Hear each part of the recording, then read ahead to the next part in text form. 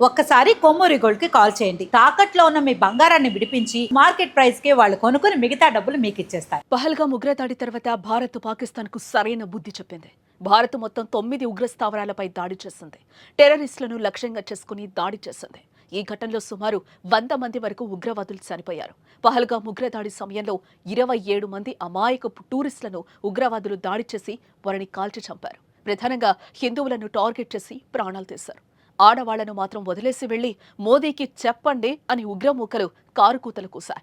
మోదీకి చెప్తే ఏం జరుగుతుందో పాక్ మంగళవారం అర్ధరాత్రితో అర్థమైంది. రాత్రంతా నిద్రపోకుండా ఉగ్రమూకలను నిద్రలోనే లేపేశారు. ఆపరేషన్ సింధూర్ను ప్రధానమంత్రి నరేంద్ర మోదీ ప్రత్యక్షంగా పర్యవేక్షించారు.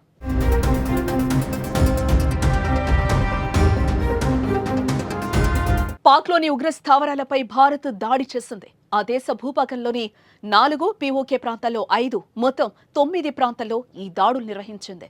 పహల్గాం మహిళల త్యాగానికి గుర్తుగా ఈ ఆపరేషన్ కు ఆపరేషన్ సింధూర్ అని నామకరణం చేశారు.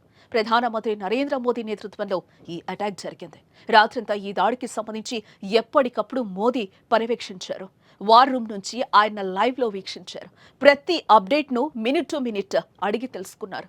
ఉగ్ర స్థావరాలను కూల్చివేసి మన దళాలు క్షేమంగా తిరిగి రావడంతో ఆయన హర్షం వ్యక్తం చేశారు. మన సైన్యం చేసిన దాడిపై దేశవ్యాప్తంగా ప్రశంసలు వ్యక్తమవుతున్నాయి. మోదీకి చెప్పు అన్నారుగా, మోదీకి చెప్తే దెబ్బ ఇలాగే ఉంటుందని సినీ, క్రీడా, రాజకీయ, సామాన్య ప్రజలు కామెంట్స్ చేస్తున్నారు. పాక్కు తగిన శాస్తి జరిగిందని పోస్టులు పెడుతున్నారు.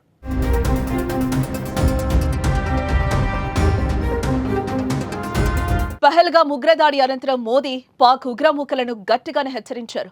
పహల్గాం దాడికి ప్రతీకారం తప్పదని వార్నింగ్ ఇచ్చారు. ఆ క్రమంలోనే దాడులకు 15 రోజుల నుంచి యాక్షన్ ప్లాన్ సిద్ధం చేశారు. ఒకవైపు రాజకీయ కార్యక్రమాలకు హాజరవుతూనే భద్రతా వ్యవహారాలపై ఫోకస్ చేశారు. త్రివిధ దళాలతో వరుస సమావేశాలు నిర్వహించారు. విదేశాంగ మంత్రి జయశంకర్, జాతీయ భద్రతా సలహాదారు అజిత్ దోవల్తో విస్తృతంగా చర్చించారు. అన్ని క్లియర్ అన్న సిగ్నల్ వచ్చాక త్రివిధ దళాలు దాడులు చేశారు.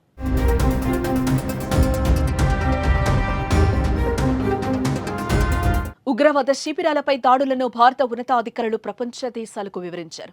పాకిస్తాన్లోని ఉగ్రవాద స్థావరాలపై దాడులు చేసినట్టు America, Russia, UK, Saudi Arabia, UAEకి సమాచారం అందించారు. మెరుపు దాడులపై వాషింగ్టన్ డీసీలోని భారత ఎంబసీ ప్రకటన విడుదల చేసింది. పాక్ పౌరులు, ఆర్థిక, సైనిక స్థావరాలపై దాడి చేయలేదని స్పష్టం చేసింది. ఈ మేరకు అమెరికా విదేశాంగ కార్యదర్శితో జాతీయ భద్రతా సలహాదారు అజిత్ దోబాల్ మాట్లాడారు. మరోవైపు ఉగ్రవాద స్థావరాలపై భారత్ దాడులకు స్పందించి అమెరికా అధ్యక్షుడు ట్రంప్ స్పందించారు. భారత్, పాక్ మధ్య ఉద్రిక్తతలు త్వరలో ముగిసిపోవాలని అన్నారు.